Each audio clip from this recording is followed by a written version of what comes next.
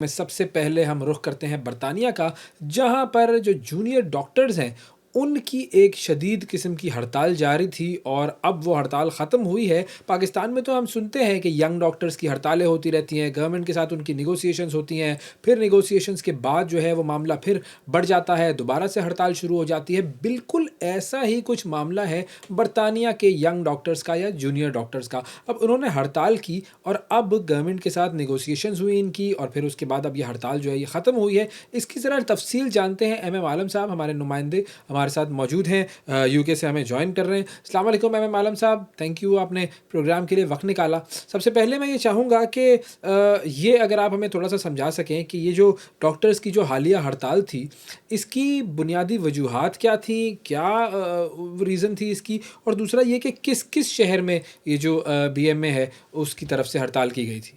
جی ہاں، اس کی تفصیل میں یوں بتانا چاہوں گا کہ B M A British medical association کے مطابق جو جونیئر ڈاکٹرز ہیں ان کی تنخواہوں میں 26 سے 29% کمی کی گئی ہے۔ بی ایم اے افراط زر کے حساب سے ریسٹوریشن پے مکمل بحالی کا مطالبہ کر رہی ہے۔ یہاں پر یہ بات بھی میں بتانا چاہوں گا کہ 2024 میں ایک عارضی معاہدہ ہوا تھا جس کے تحت 22.3% تنخواہ بڑھائی گئی اور 6% اضافی 1000 پاؤنڈ جو ہے وہ بھی پے کیا گیا، لیکن بی ایم اے نے اس معاہدے کو کوئی اتنا سراہا بھی نہیں، اور انہوں نے کہا یہ ایک مرحلہ وار عمل ہے جس کو کیا جا رہا ہے، اور تنخواہوں کی مکمل بحالی تک بی ایم اے جو ہے وہ اپنے مطالبے سے پیچھے نہیں ہٹے گی۔ حکومت نے کچھ نرمی برتی مگر حکومت نے بھی مکمل جو بحالی ہے تنخواہ کی اس مطالبے کو ماننے سے انکار کر دیا۔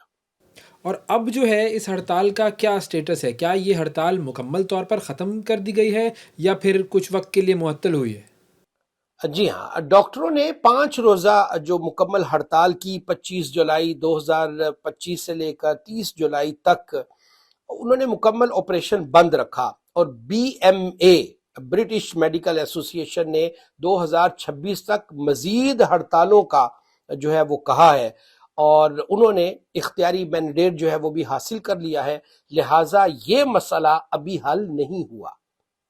اچھا، ایک چیز میں چاہوں گا کہ آپ ذرا تھوڑا سا سمجھائیں مجھے کہ جو برٹش میڈیکل ایسوسی ایشن ہے بی ایم اے، ان کا مطالبہ یہ ہے کہ جو تنخواہیں 2008 میں دی جا رہی تھیں ان کو وہی تنخواہیں اب بھی دی جائیں۔ اب یہ تھوڑا سا کنفیوزنگ لگتا ہے کیونکہ مطلب مجھے یہ سمجھائیں کہ جو 2008 میں تنخواہ تھی وہ کیا زیادہ تنخواہ تھی اور اب انہیں کیا کم تنخواہ دی جا رہی ہے؟ کیا یہی معاملہ ہے؟ اور اگر ایسا معاملہ ہے کہ واقعی پہلے کی تنخواہ زیادہ تھی اور اب تنخواہ کم ہے تو ایسا کیوں ہے؟ وجہ کیا ہے اس کی؟ جی ہاں، یہ جو ڈاکٹروں کی موجودہ تنخواہ ہے افراط زر یعنی انفلیشن کے حساب سے 2008 سے اب بہت زیادہ کم ہے۔ اس کی بہت ساری وجوہات ہیں، لیکن چند پوائنٹس جو اہم ہیں وہ میں بتا دیتا ہوں۔ ایک تو یہ ہے کہ کئی سالوں سے کئی برسوں سے تنخواہوں میں اضافے کا فریز ہونا۔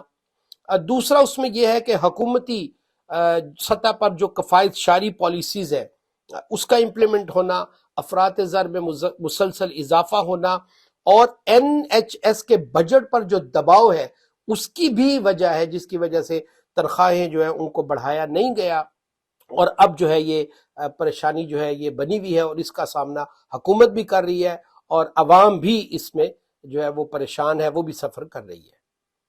ایم عالم صاحب یہ بھی بتائیے گا کہ برطانیہ کی جو حکومت ہے اس کا صحت کے حوالے سے اگر کوئی روڈ میپ ہے تو وہ کیا روڈ میپ ہے؟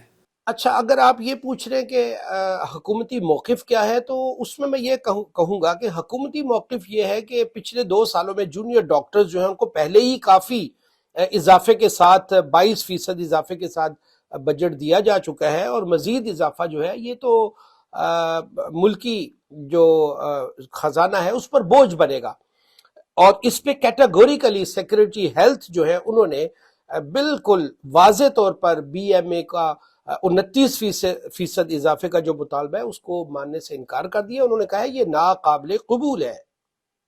اور یہ جو ابھی جو ہڑتال تھی اس کو ملا کے اگر ہم بات کریں تو اب تک ٹوٹل کتنی ہڑتالیں ہو چکی ہیں ڈاکٹرز کی، اور عوام جو ہے وہ ان ہڑتالوں سے کتنا متاثر ہوئے ہیں، کس کس طرح متاثر ہوئے ہیں؟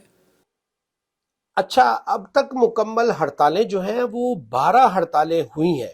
یہاں پر میں یہ بتانا چاہوں گا کہ یو کے کا جو سسٹم ہے وہاں پر اپوائنٹمنٹس جو ہیں وہ بڑی لیٹ ملتی ہیں. اسپیشل اگر آپ کے بڑے ٹیسٹ وغیرہ ہونے ہیں 2 ماہ 3 ماہ بعد کی جو اپوائنٹمنٹس ملتی ہیں لوگوں کو، تو اس میں جو پرابلم ہوئی ہے ان 12 ہڑتالوں میں وہ یہ ہے کہ 1.5 million appointments N H S کو یا تو منسوخ کرنی پڑی یا مؤخر کرنی پڑی، جس کی وجہ سے جو پبلک سفر کیا پبلک نے، اس کی وجہ سے کافی دقت اور پریشانی بھی ہوئی اور پریشر اور زیادہ بڑھا. اور فائنلی سر میں یہ جاننا چاہوں گا کہ اگر آپ ہمیں یہ بھی بتا سکیں کہ اس ہڑتال پر جو عوامی موقف ہے جو تنخواہوں کے معاملے پر، کیا یہ بھی ڈاکٹرز کے ساتھ ہے؟ جی، عوامی رائے کا اگر آپ پوچھیں تو کچھ لوگ ہیں جنہوں نے ڈاکٹروں کی حمایت کی ہے اس موقف کی، اور اس کی ایک وجہ این ایچ ایس کے اندرونی سسٹم کی خرابی بھی ہے، جس کا میں نے پہلے بھی اشارہ کیا ہے کہ ایک تو اپوائنٹمنٹس بہت لیٹ ملتی ہیں اور ایمرجنسی میں گھنٹوں آپ کو انتظار کرنا پڑتا ہے. مور دین 5 آورز، یعنی 6 گھنٹے 7 گھنٹے آپ کو ایمرجنسی میں بیٹھنا پڑتا ہے. تو لوگ اس وجہ سے لوگوں نے ڈاکٹروں کی حمایت تو کی ہے، مگر جو تازہ ترین سروے ہے اس کی رپورٹ کے مطابق 55% یعنی 55% جو لوگ ہیں انہوں نے ڈاکٹرز کی ہڑتالوں کے خلاف جو ہے انہوں نے اپنی رائے کا اظہار کیا ہے. انہوں نے یہ ہڑتالیں جو ہے اس کو کوئی پسند نہیں کیا. اچھا، اس کو اگر کنکلیوڈ کیا جائے اور اس کا ایک خلاصہ اگر رکھا جائے تو وہ یہ ہے کہ حکومتی موقف یہ ہے کہ مزید تنخواہوں میں اضافہ ناممکن ہے. عوامی رائے جو ہے وہ تقسیم ہے، اور مسئلہ جوں کا توں ہے اور نظام متاثر ہے.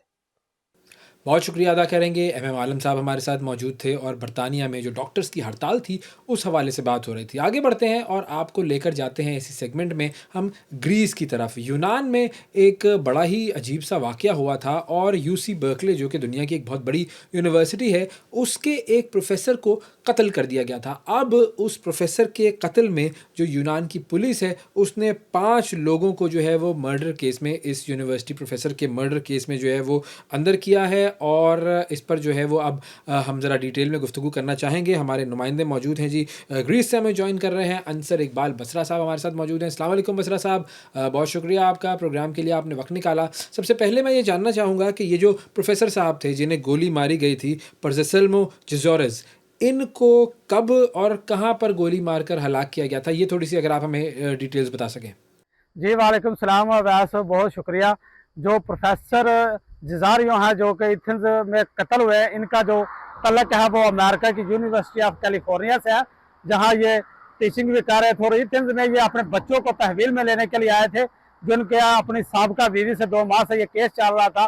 اسی سلسلہ میں یہ ایتھنز میں آئے، اور ایتھنز کا جو نواحی علاقہ ہے آیو پاراسکری، وہاں ان کو ان کی سابقہ جو اہلیہ ہے ان کے گھر کے قریب جو ہے وہ گولیوں سے چھلنی کر دیا، جہاں وہ یہ زخموں کی تاب نال لاتے ہوئے موقع پر ہی جاں بحق ہو گئے.